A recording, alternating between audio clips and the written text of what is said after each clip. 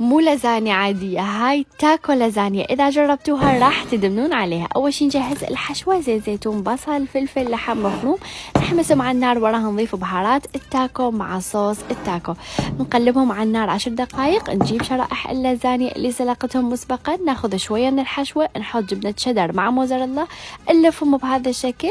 زاد عندي شوية من الحشوة حطيتها على الوجه ورشيت الجبنة.